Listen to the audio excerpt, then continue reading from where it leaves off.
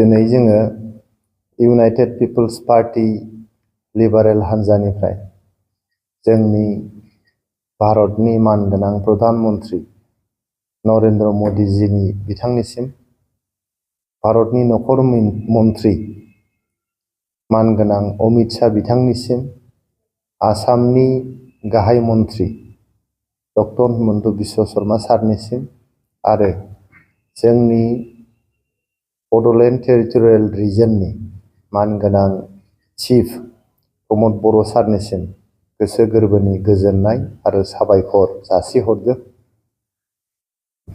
मानोना जोंनि बर'नि जारिमिनाव जोबोद मोनसे गोजोनथाव खौरां, बर' माहारिनि जारिमिनाव जोबोद मोनसे गोजोननायनि बाथ्रा जे फैगौ मे दाननि 1 अक्ट'खालि 4 रिंगायाव जोंनि दिल्लीयाव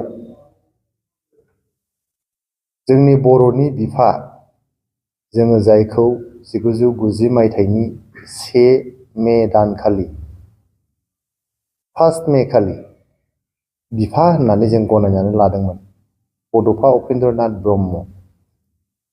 जोंनि सा सानजा भारतनि गोग्लैसोनाय, सोबख'जानाय, गादबजानाय, नासयजानाय, थालांनाय थागिबि माहारिफोरखौ फोजाखांफिननो, बिथांमोनखौ जांख्रिथायनि लामायाव लाबोनो, बिथांमोनखौ सोलोंथाइ, राजखान्थि, रांखान्थि, समाजखान्थि गासिबो बिथिङावनो जौगाहोनो, बिथांमोननि गोमानाय जे सिनायथि बेखौ मोनफिननो, बिथांमोननि हारिमुवारि सिनायथि, बिथांमोननि समाजारि सिनायथि, राजखान्थियारि सिनायथि, गासिबो बिथिंनि सिनायथिखौहाय लाबोफिननो थाखाय जुजियै जुजियै जिउ गोमानो गोनां जानाय बड'फा उपेन्द्रनाथ ब्रह्मनि मुङै जोंनि भारतनि राजथावनि गोदान दिल्लीनि कैलाश कल'नियावहाय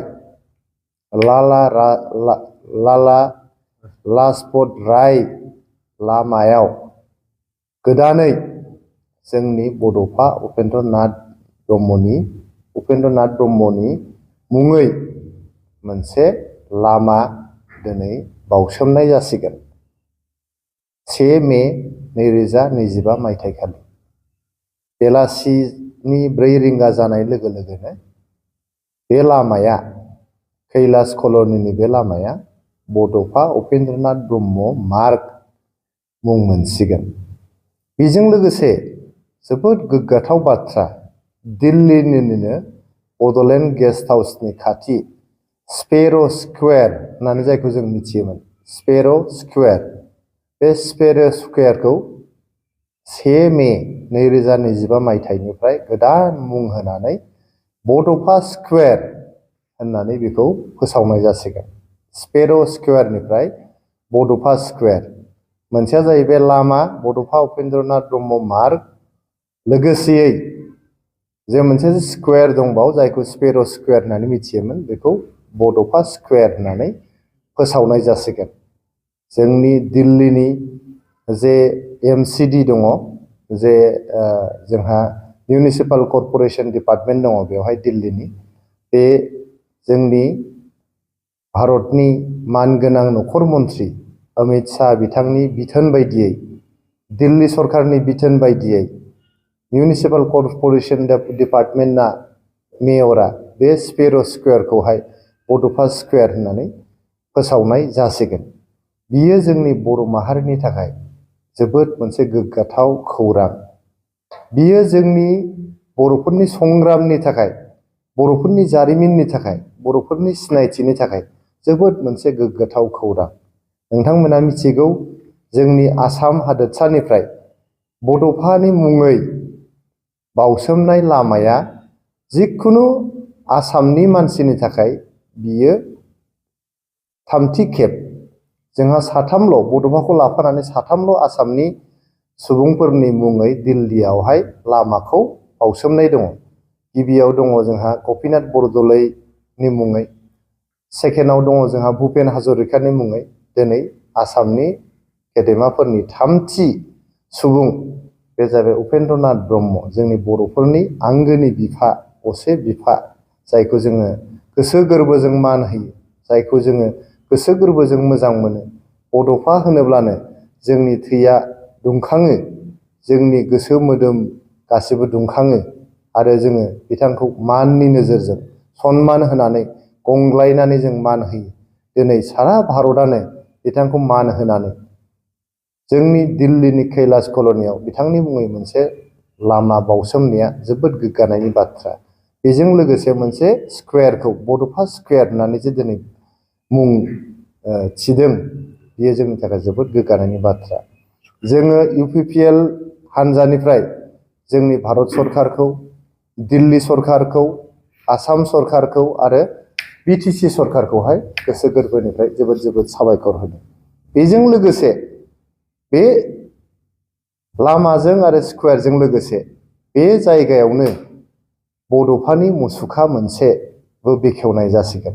9 फुट गोजौनि बड'फानि मोनसे मुसुखा बेखेवनाय जासिगोन।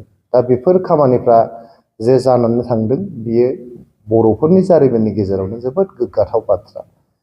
थांनाय बोसोरब्रै खावसे बोसोर जोंनि प्रमद बर' सारनि दैदेननायाव UPPLनि जे सरकार, जोंनि बड'फा उपेन्द्रनाथ ब्रह्मनि जे मावलांनाय हाबाफोर, बिथांनि मुं आरो बिथांनि सानस्रि सान्थौ, बेखौ मुलुग दरबाराव फोसावनो थाखाय, फेहेरनो थाखाय, अराय गोजोर खालामनो थाखाय जोबोद हाबाफारिफोर मावदों। बेनि थाखाय जोंनि प्रमद बर' सारनि दैदेननायाव UPPL हान्जाया दुलाराय बर' फरायसा आफादजों लोगो नांनानै आरो गुबुन गुबुन बर' माहारि आफादफोरजों लोगो नांनानै 31 मार्च जे बड'फा उपेन्द्रनाथ ब्रह्मनि जोनोम सान, बे जोनोम सानखौ फरायसा सान हिसाबै जोङो आसाम सरकारखौ फोसावहोनो हादों। दिनैहाय आसाम नाङैनो 31 मार्च सानखौहाय फरायसा सान हिसाबै फोसावबाय आरो बेखौ आसाम नाङैनो बेखौ फालिनो गोनां जाबाय।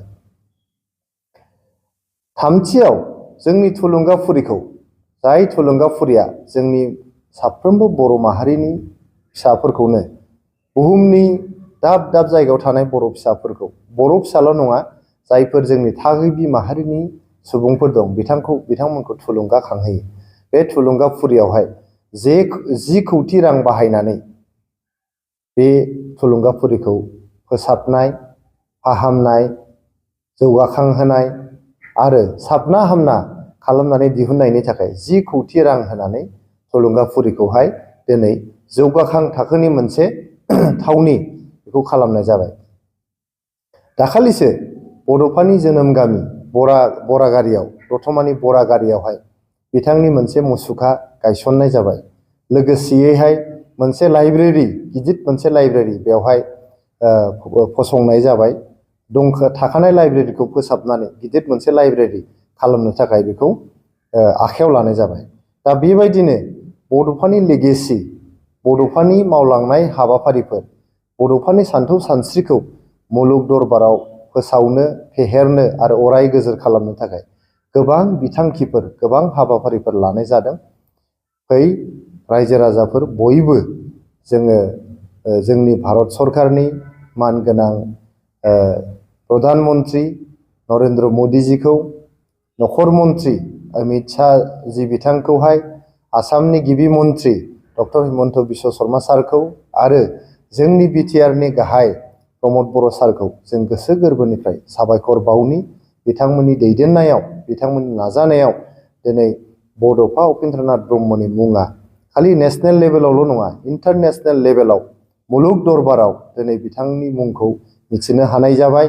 दिल्लीयाव जायफोर मानसिफ्रानो फैगोन आरो बै ओनसोलफ्राव थांगोन, बड'फानि मुङै मोनसे स्कुवेर, बड'फा स्कुवेर, बेजों गिदिंनानै थांनो गोनां जासिगोन।